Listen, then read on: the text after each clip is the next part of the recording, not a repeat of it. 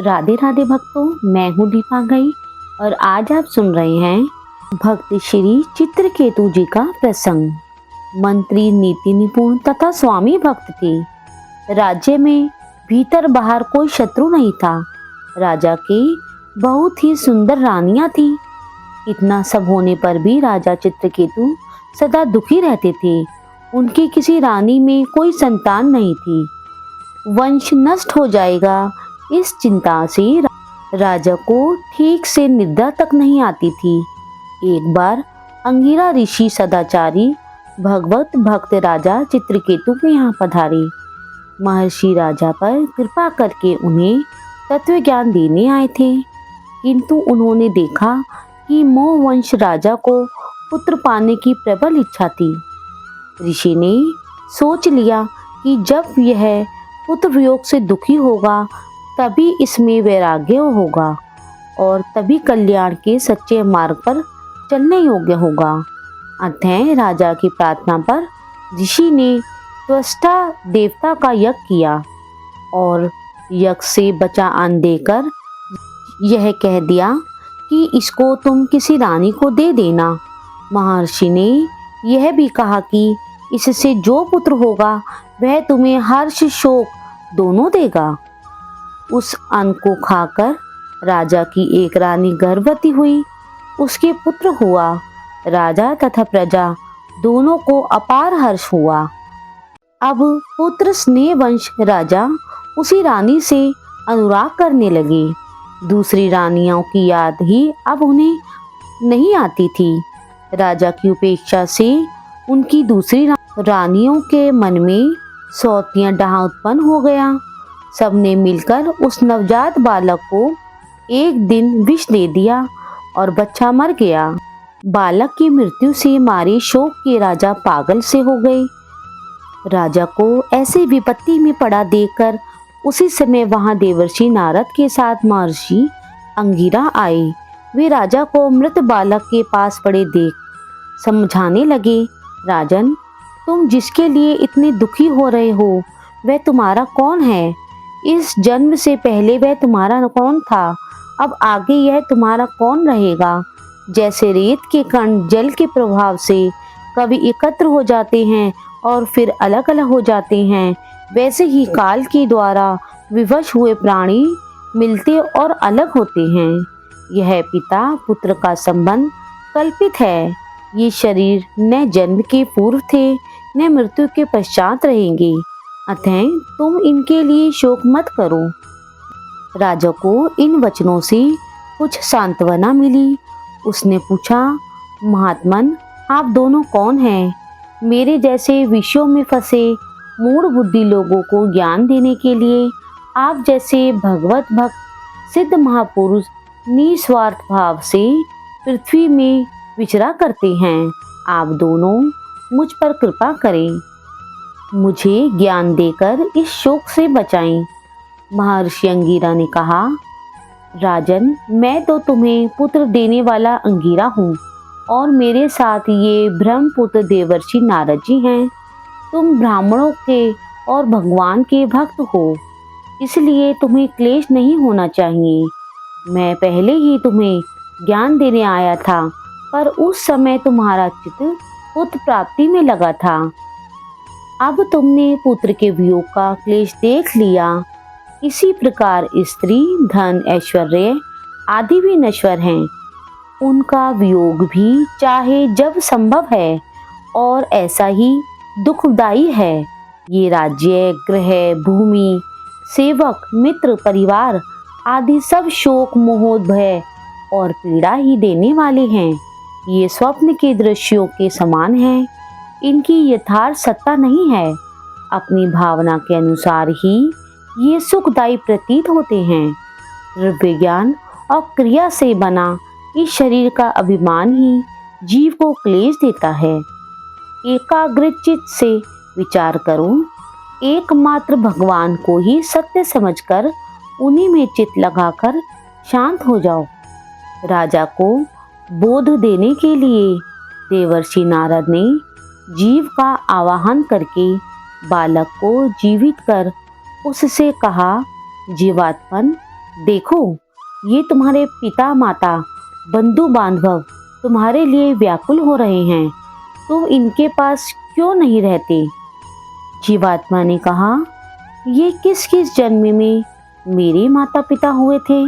मैं तो अपने कर्मों का फल भोगने के लिए देवता, मनुष्य, पशु पक्षी आदि योनियों में अनंत काल से जन्म लेता आ रहा हूँ। सभी जीव परस्पर कभी पिता, कभी पुत्र, कभी मित्र, कभी शत्रु, कभी सजातीय, कभी विजातीय, कभी रक्षक, कभी विनाशक, कभी आत्मीय और कभी उदासीन बनते हैं। ये लोग मुझे अपना पुत्र मानकर रोते क्यों हैं? शत्रु मानकर प्रसन्न क्यों नहीं होते? जैसे व्यापारियों के पास वस्तुएं आती और चली जाती हैं, एक पदार्थ आज उनका है, कल उसके शत्रु का है, वैसे ही कर्मवश जीव नाना योनियों में जन्म लेता घूमता है। जितने दिन जिस शरीर का साथ है, उतने दिन ही उसके संबंधी अपने हैं। यह स्त्री पुत्र घर आदि का संबंध यथार्थ नहीं है। आत्मा न जन्मता न मरता है, वह नित्य अविनाशी सूक्ष्म सर्वाधार स्वयं प्रकाश है। सत्य तो यही है कि भगवान ही अपनी माया से गुणों के द्वारा विश्व में नाना रूपों में व्यक्त हो रहे हैं। आत्मा के लिए न कोई अपना है न पराया, वह एक है और हित अहित करने वाले शत्रु मित्र आदि नाना बुद्धियों का साक्षी है। साक्षी आत्मा किसी भी संबंध तथा गुण दोष को ग्रहण नहीं करता। आत्मा तो कभी मरता नहीं, वह नित्य है और शरीर नित्य नहीं है। फिर ये लोग क्यों व्यर्थ रो रहे हैं? राजपुत्र का जीवात्मा इतना कह के चला गया। उसकी बातों से सबका मोह दूर हो गया। मृतक का अंत्येष्टि संस्कार करके राजा शांत हो गए। जब बालक को विष देने वाली रानियों ने यह ज्ञान सुना, तब उन्हें बड़ा पश्चाताप हुआ। यमुना तट पर जाकर उन्होंने अपने पाप का प्रायश्चित किया। राजा चित्रकेतु ऋषियों के उपदेश से शोक, मोह, भय और क्लेश देने वाले गृहस्थ के स्नेह को छोड़कर महर्षि अंगिरा और देवर्षि नारद जी के पास जाकर उनसे भगवत प्राप्ति का साधन पूछने लगे। नारद जी ने उन्हें भगवान शेष का ध्यान तथा स्तुति मंत्र बतलाया। उपदेश करके दोनों ऋषि चले गए। राजा ने 7 दिन केवल जल पर रहकर एकाग्र चित्त से उस स्तुति रूप विद्या का अखंड जप किया। उसके प्रभाव से वे विद्याधरों के स्वामी हो गए। कुछ दिनों में राजा चित्रकेतु विद्या के बल से मनोगति के अनुसार भगवान शेष के समीप पहुंच गए। यहाँ उन्होंने सनत कुमार आदि ऋषियों से सेवित संकर्षण भगवान के दर्शन किए। राजा ने प्रेम विहल होकर भगवान के चरणों में प्रणिपात किया और वे भगवान की स्तुति करने लगे। दया में भगवान प्रसन्न हुए। उन्होंने चित्रकेतु को परम तत्व का उपदेश दिया। तत्व ज्ञान का उपदेश करते हुए अंत के संकर्षण प्रभु ने कहा, राजन, मनुष्य शरीर में ही ज्ञान की प्राप्ति होती है। जो मानव देह पाकर भी ज्ञान नहीं पाता, आत्मा को नहीं जानता, उसका फिर किसी योनि में कल्याण नहीं होता। विषयों में लगने से ही दुख होता है, उन्हें छोड़ देने में कोई भय नहीं है। इसलिए बुद्धिमान पुरुष को विषयों से निवृत्त हो जाना चाहिए। जगत के सभी स्त्री पुरुष दुखों को दूर करने और सुख पाने के लिए अनेक प्रकार के कर्म करते हैं, पर उन कर्मों से न तो दुख दूर हो पाते हैं और न ही सुख मिल पाता है।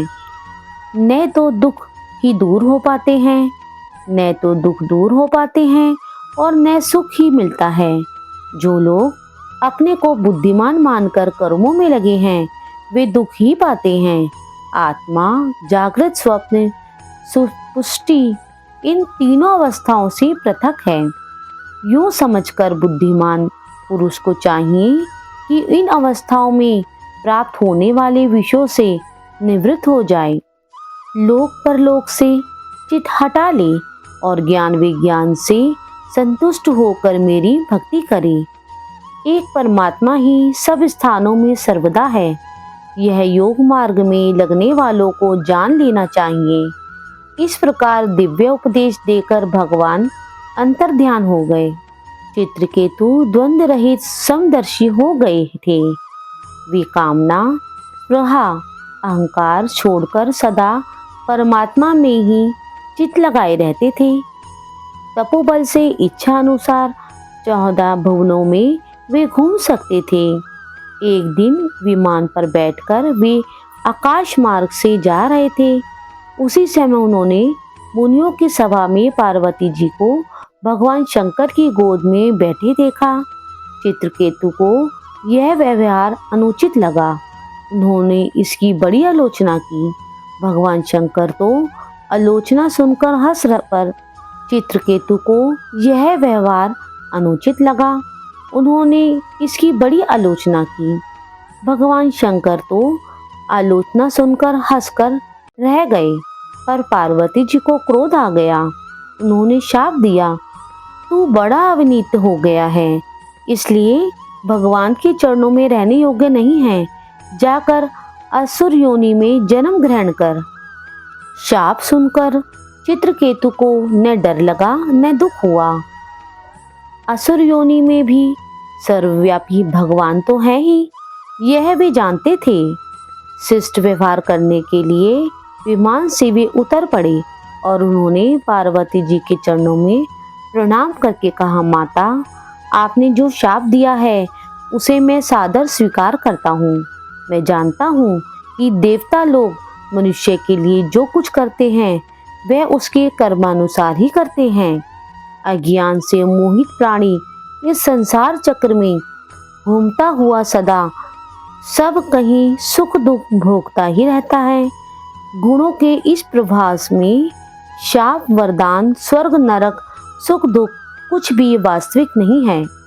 स्वयं मायावीतीत भगवान अपनी माया से प्राणियों को रस्ते और उनके सुख दुख, बंधन, मोक्ष के व्यवस्था करते हैं। उन ईश्वर का न कोई अपना है न पराया, न कोई प्रिय है न अप्रिय।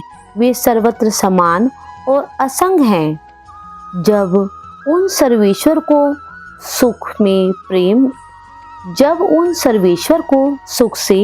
प्रेम नहीं है, तब क्रोध होगा ही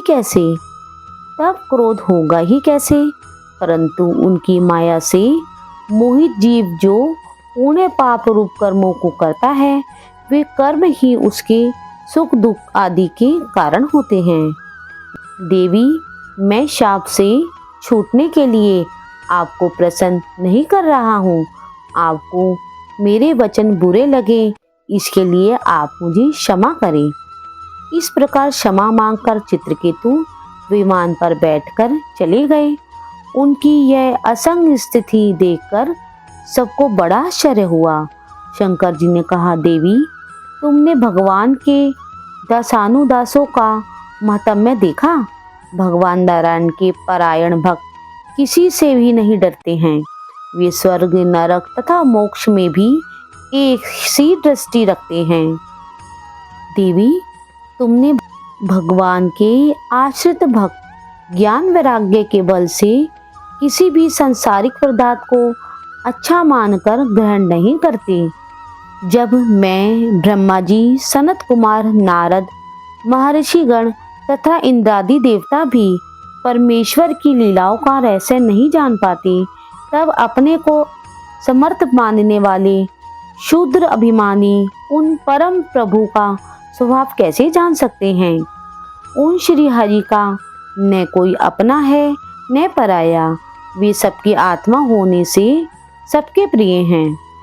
फिर यह महाभाग चित्रकेतु उन्हीं भगवान का प्यारा भक्त है, उन्हीं की रुचि से चलने वाला है, शांत और समदर्शी है। मैं भी उन्हीं अच्युत का भक्त हूँ, इसलिए मुझको उस पर क्रोध नहीं आया। ऐसे शांत समदर्शी भगवत भक्त महापुरुषों के चरित्र पर आश्चर्य नहीं करना चाहिए।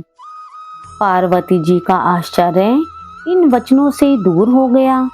शाप देने में समर्थ होने पर भी चित्रकेतु ने पार्वती को शाप नहीं दिया था, उल्टे उनका शाप स्वीकार करके क्षमा मांगी। इसी शाप के फल से त्वष्टा के यज्ञ में दक्षिणाग्नि से वे वृतासुर के रूप में प्रकट हुए।